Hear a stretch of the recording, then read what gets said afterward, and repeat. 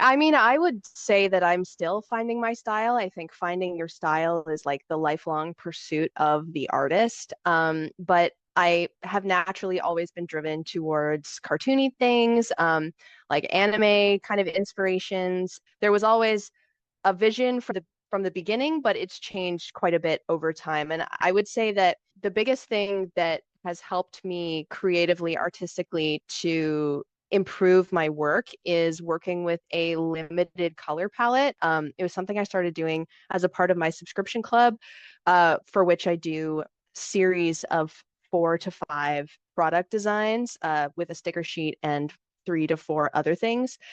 And in developing those micro collection of things, it became quite obvious that in order to make everything cohesive from one piece to the next, color was the big thing that could bring it all together. Because I tend to be a bit of a um, experimental artist. I like to do a lot of different types of things. I like to explore a lot of different themes in my illustration.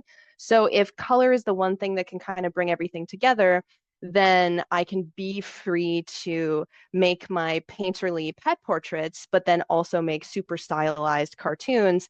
And the one thing that ties them all together is like kind of having a limited color palette, even if that color palette is different from piece to piece, and a lot of vibrant colors as well, which are used more strongly when you have a limited palette. So I didn't intend to find that this limited color palette would technique would have such an effect on my philosophy towards design in general moving forward, but through experimenting and trying this out, I found something that really worked for me. So yeah, that's as long as I'm continuing to experiment and grow, that's how I feel my style will continue to evolve.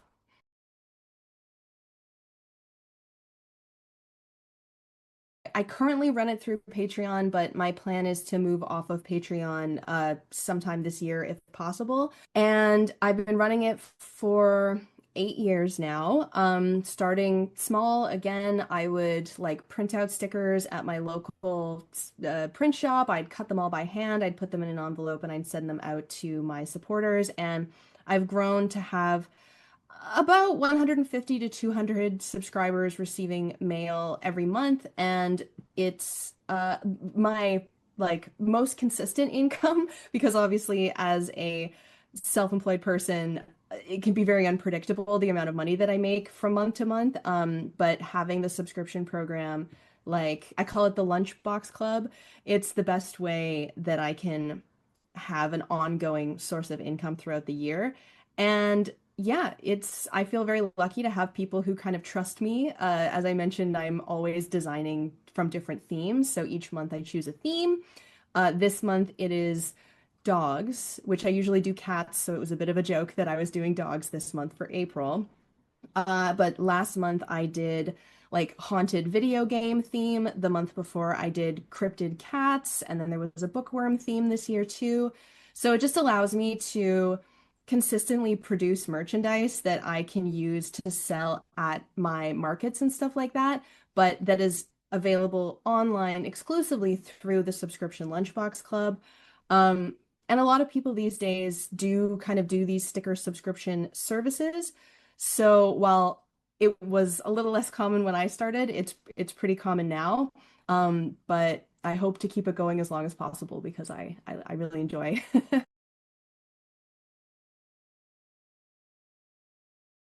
The sticker club can kind of still exist because it's just sort of stickers that I'm dealing with and they're like made in Canada.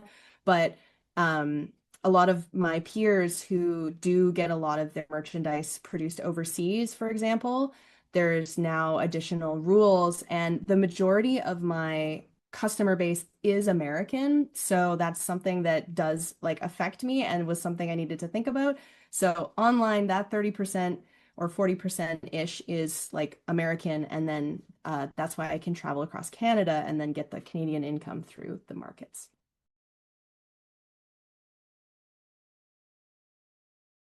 Something that I find challenging as an artist is, as a working artist, is like balancing making art for myself or like my own creative pursuits outside of business and making sure that I am like running my business well. And I do feel like a lot of the decisions that I've made over the years have been protecting that, making sure that I'm making the art that I want to make and that I'm having fun versus maybe falling into more profitable model that doesn't appeal to me personally. And those people in that subscription infrastructure have proven time and time again to be the people who buy from my online store, support crowdfunding campaigns that I might pitch. They're the repeat customers, and so while it can be kind of complicated to manage appealing to a wider audience, like once those people are already in the community, I want to make sure that they're being served. If there's kind of like something that you're interested in pursuing, maybe that's like a new social media platform or a new type of content, it can be difficult to gauge if it is going to resonate with people by only doing it once or twice. If you're interested in trying something new, create an expectation for that to exist in your brand for your audience by doing it consistently over like a 6 month or a year period of time. And people will see that they can trust that you will deliver on your project. You have to show that you can do it before people will buy into what you're doing. Slow growth is way more valuable than viral growth because if people grow alongside you, they're much more likely to want to see you succeed and be a part of your community versus somebody who finds you because of like a flash in the pan kind of thing that you put out there. But then if you don't capitalize on that by showing up again and again for those people, they're going to lose interest right away.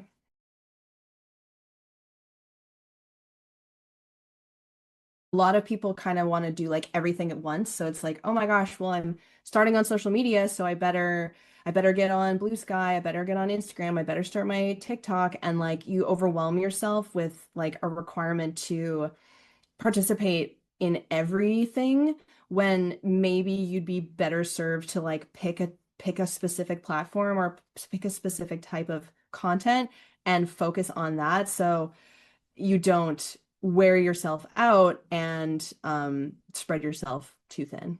Like you want to try a lot of different things, obviously, when you're first starting out, because you want to see what is grabbing people's attention and what's making people kind of maybe start a conversation. And like there's a lot of different ways to approach content creation across a lot of different platforms, but not all of those are going to feel authentic. So going back to that being authentic, even if you don't want to make who you are an integral part of your brand, like the brand still has an identity, even if you don't. And so if your brand identity like doesn't lend itself well to silly meme TikToks, then don't make silly meme TikToks because if you were making something that doesn't align with your brand, then you're going to attract an audience that doesn't align with your brand. So it's important to kind of have a vision for who you want in your community and then to find out or figure out where those people are and what kind of content they want to see. So it's, yeah, it's like half of it is experimenting, but you want to experiment with a pretty clear idea of where you want to end up because otherwise you just end up with a pile of stuff that doesn't even really fit together necessarily. Yeah, both sides.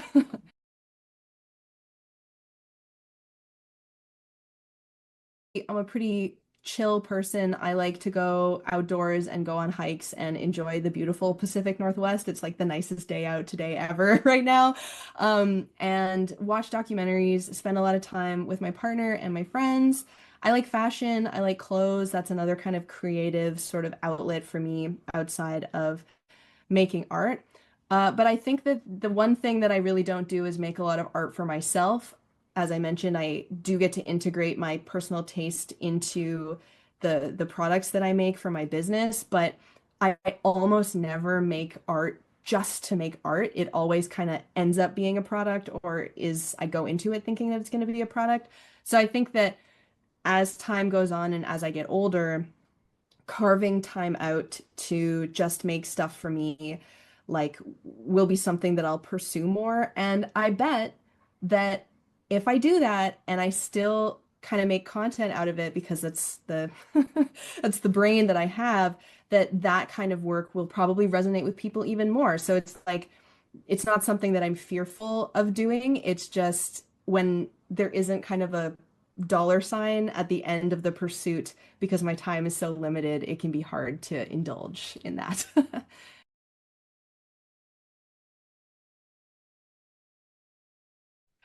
I always like have to write these bios for markets and stuff like that that I enter into, and I always say that my art is cute, colorful, and a little bit creepy. So that's what I'm gonna go with. It's got the three C's. You can throw cats in there for a fourth C if you want, but I think that that sums it up pretty neatly.